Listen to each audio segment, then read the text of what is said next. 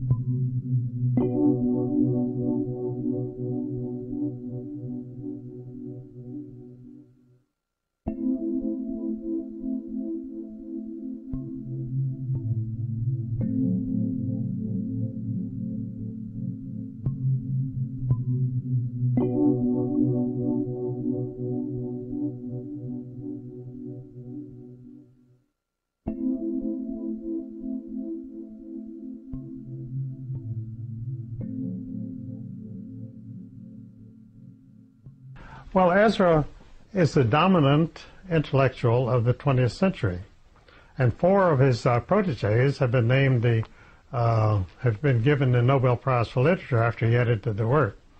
And the first one is T.S. Eliot. He first edited his poem *The Wasteland* in 1920 in Paris, and that became the most famous poem of the 20th century. It's not mentioned very much today, but in the 30s and 40s, every college student could recite *The Wasteland*. And that's how young men would pick up girls, is by talking about the wasteland. They'd get interested and go to a bar and have sex. So it was very useful.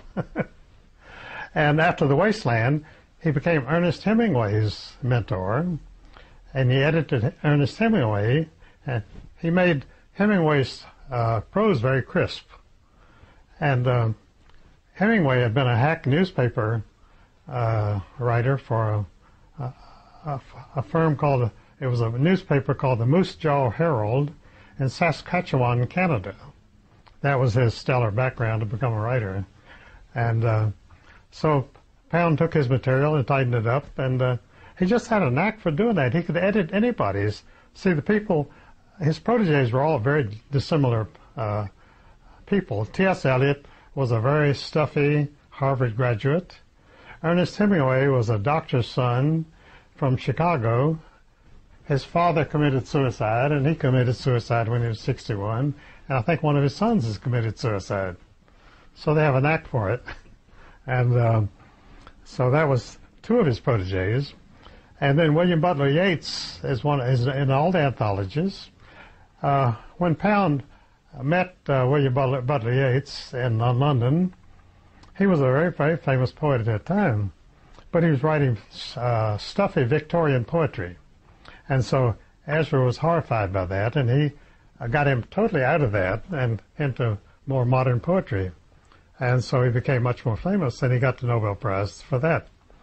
And then his fourth protege was James Joyce, who wrote Ulysses, one of the most famous books of the 20th century.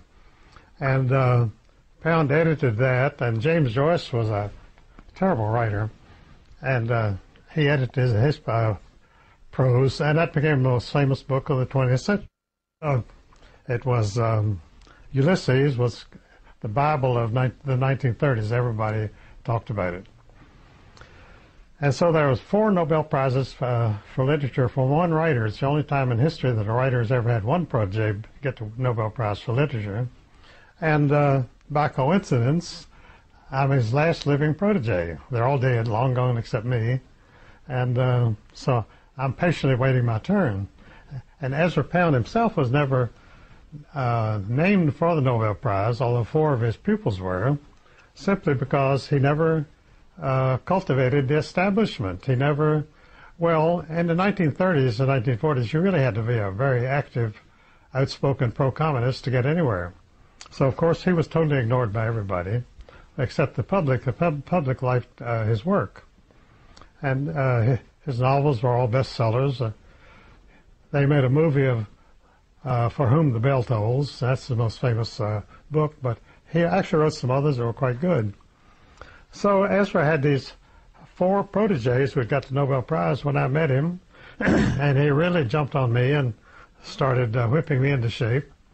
And he assigned me to go to the Library of Congress and see what I could find out about the Federal Reserve System. Well, I really had a knack for research, and I found out the entire history of the Federal Reserve System, which is the greatest swindle ever known in history, where a group of private bankers conspired criminally to take over the money and credit of the United States, which they did in 1913, and they passed the Federal Reserve Plan through the Democratic Party in Washington, D.C., and it became a law of Congress. And this law handed over to this private bank all of the money and credit of the United States, which was a pretty good day's work.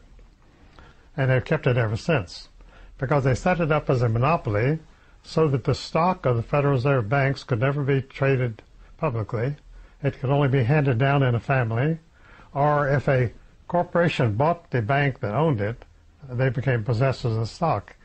You've never been able to buy, since 1914, you've not been able to buy a share of Federal Reserve Bank stock on the market anywhere. And that is monopoly. That's what they have. It's a monopoly. You see, they're totally insulated against anyone buying control of the Federal Reserve System. And John D. Rockefeller was one of the biggest holders, and he had his stock placed under the Rockefeller Foundation, so it can never be bought or sold. So it's secure forever. And the other people who bought control in 1914, they were the Schiff family and the Warburg family. And of course, they still have their own family fortunes, and they have a controlling interest in Federal Reserve Bank stock in various Federal Reserve banks. It's not all in one Federal Reserve Bank. It's in a number of Federal Reserve banks. And I think most of the holders of the Federal Reserve Bank have at least stock in at least 5 of the Federal Reserve banks.